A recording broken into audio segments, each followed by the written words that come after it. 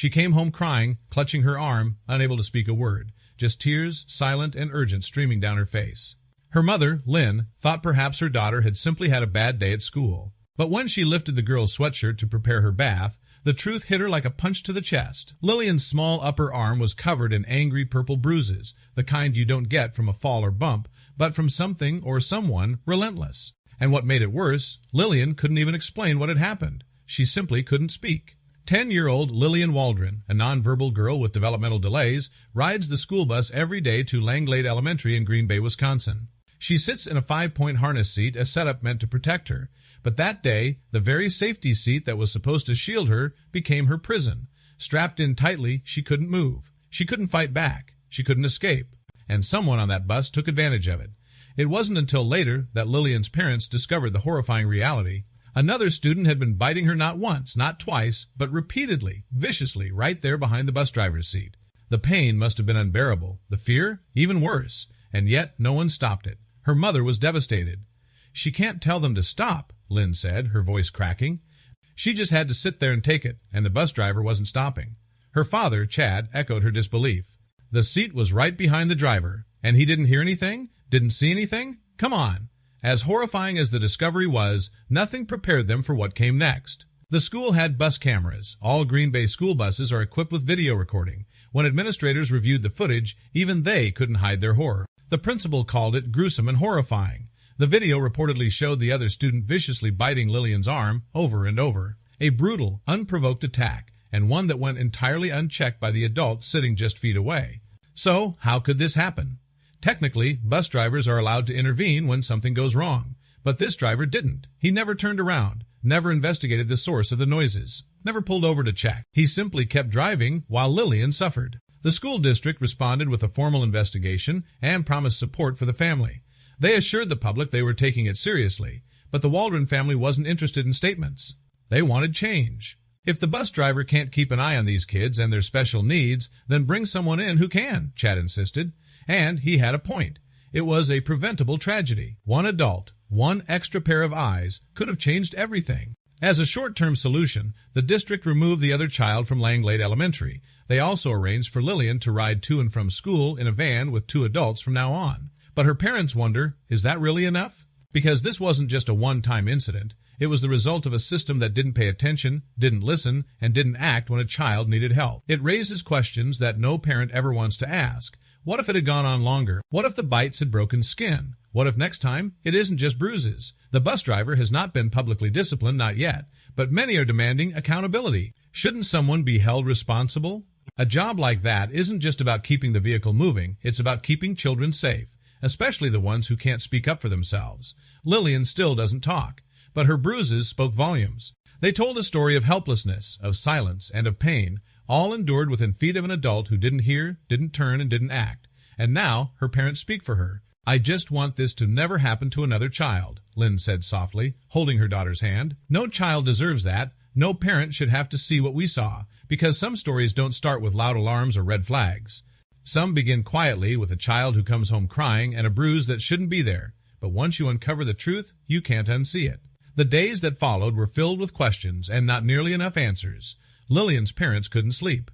Every time they closed their eyes, they imagined what those long minutes on the bus must have felt like for their little girl. Trapped, mute, helpless. Her cries muffled by fear, her pain silenced by a world that wasn't paying attention.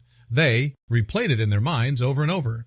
How could the driver not have seen her distress? How could no one intervene when the signs were so clear? Lillian may not use words, but she expresses pain in other ways. Sounds, expressions, trembling. She was communicating. No one was listening. The principal had described the video footage as brutal, and yet brutal was only part of the truth. What happened on that bus was a breach of trust. Every morning, parents hand their children over to the care of others, teachers, aides, drivers. There's an unspoken promise. We'll keep them safe until they return to you. That promise was broken. The community reacted swiftly. Some were outraged, others deeply saddened. Parents began asking uncomfortable questions. If this could happen to Lillian, a child strapped in right behind the driver, what about the other kids? What else might be going unnoticed? And what about accountability? Was the driver reprimanded, retrained, fired? That part remained unclear. The district emphasized policy changes, van rides, and new precautions. But the silence around the adult responsible echoed louder than any apology. For Lillian, the physical wounds faded after a few weeks, but trauma doesn't leave as easily. She became more withdrawn, even during her favorite routines. Bath time, which once calmed her, now came with flinches when her sleeves were pulled up. Her parents noticed the small signs, the hesitations, the way she glanced toward the door as if expecting something to go wrong again. Children, like Lillian, experience the world differently, but no less fully. They feel every act of kindness, every moment of joy, and every act of harm, even if they can't describe it with words. That's what makes her story so haunting. It's not just about bruises or negligence. It's about a child's quiet suffering in a world that too often overlooks the quiet ones. But something remarkable happened in the weeks that followed. Other families reached out. Parents of children with special needs shared their stories. A mother in the same district revealed her son had come home with a black eye a year earlier, no explanation. A father spoke of his daughter's fear of the bus, which no one took seriously at the time. Lillian's story gave them the courage to speak. Soon, petitions were launched. Meetings were held. The local school board received dozens of letters demanding that every bus transporting special needs students be staffed with an additional adult, not just a driver, but a trained aide, someone whose sole job is to watch and listen. Because children like Lillian can't always say what's wrong, but they always deserve to be protected. Her parents, once consumed by grief, began turning their pain into purpose. They worked with advocacy groups, told their story at local gatherings, and began pushing for legislation that would require safety monitors on all special education buses across the state. It wasn't just about justice anymore. It was about making sure no other child ever had to sit strapped in a seat and silently suffer. The school eventually installed new policies, random reviews of bus footage, mandatory special needs training for all drivers. And yes, they began hiring aides for routes carrying vulnerable students. It wasn't everything, but it was a start. And as for Lillian, she began smiling again. Not immediately, not all at once, but little by little, the sparkle returned to her eyes. Her new bus ride with 2 caring adults and a smaller, calmer group became something she no longer feared. She started humming again during bath time. She held her mother's hand more tightly when they crossed the driveway. And once, just once, when her dad kissed her goodnight, she looked at him with a soft expression and let out a sound that, in their family, meant thank you. Sometimes, the smallest gestures carry the loudest echoes. As the weeks passed, Lillian's story faded from headline. But for those who listened closely, it left behind a quiet lesson, one that still lingers in late-night thoughts and soft bedtime reflections.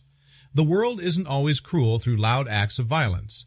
Sometimes it's cruel in silence, in what we fail to hear, in what we don't see or choose not to. But the antidote to silence is vigilance and love. And the next time you pass a school bus on the road, think of the children inside, not just the ones laughing and shouting, but the quiet ones, the gentle ones, the ones like Lillian who are hoping, just hoping, that someone is paying attention.